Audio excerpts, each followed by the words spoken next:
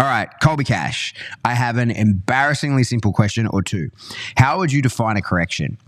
And can you give a specific example of an appropriate correction and how the dog would ideally respond with prong, e-collar, and anything else you have time for?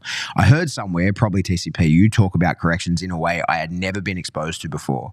But that wasn't the actual topic that was being discussed at the time, so you moved past it pretty quickly. I'd just like to hear more. Thanks in advance.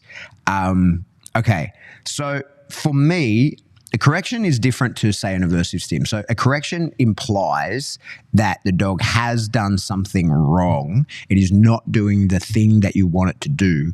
And a correction is a form of pressure that makes the dog correct, right? So that's why I believe that a correction can only be given following a command that has, or whether it's a verbal command or an environmental command, right? A situation.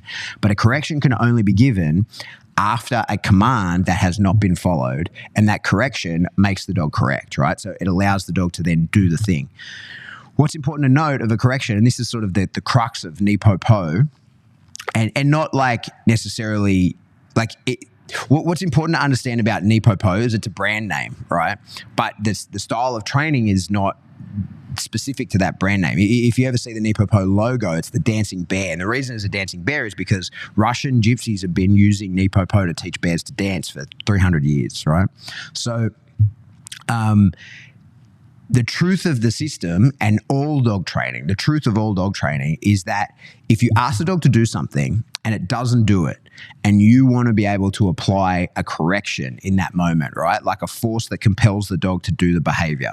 Now, whether that's via the prong, the electrics, the slip lead, whatever, if after a disobeyed command, you want to apply a pressure that will bring on the behavior, there has got to have been a learning phase that involved that pressure turning off when the behavior is complete. So if you want to use a prong collar, then to correct the dog because you said to sit and it didn't, and you're going to give it a pop on the prong and hope that that brings on a sit, unless the dog has learned along the way that sitting turns off the pressure of the prong, it will not do that. And in fact, because of the, like I put a video into the Patreon yesterday, because of the nature of the hierarchy of signals, more often than not, the pressure that you would apply via the prong, the electrics, whatever, is going to act as a command to do a specific behavior given the context which it is. So if the dog has never seen that context, it won't perform the behavior. So what we see a ton of, I was just doing this with a dog on the weekend where like the dog needed to be corrected, right? Like it wasn't doing what it was meant to be doing. And we were attempting to correct the dog, but the dog kept trying to go into the heel position, right?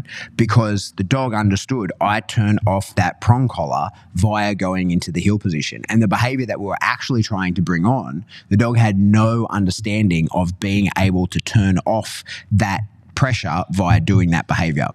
It's probably not fair to say no understanding. It certainly thought that it was a better option to come into the heel position than to perform the other behavior that we're asking of the dog. So a correction, by definition, makes the dog correct.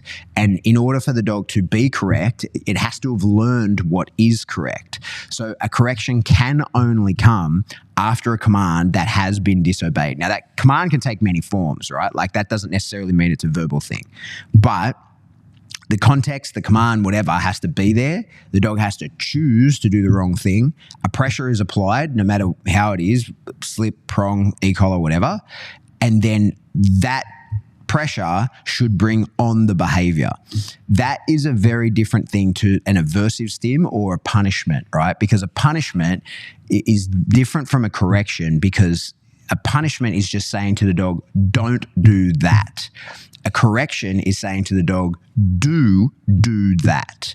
And so they're different things. One says to the dog, just don't do that. You can do anything else, but you can't do that one thing.